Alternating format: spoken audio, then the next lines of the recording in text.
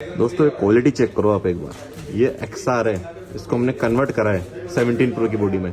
ये मेटल है, body metal की बॉडी है और यहाँ से ग्लास है जो ओरिजिनल सिर्फ 17 प्रो में आती है।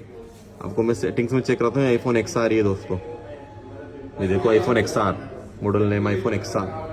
फ्लैश लाइट चेक करो दोस्तों, फ्लैश लाइट भी वर्क करेगी इसके अंदर प्रॉपर तरीके से। अगर आपके पास भी आईफोन XR है या 11 है तो आप स्क्रीन पे दिए गए नंबर पे कांटेक्ट करो।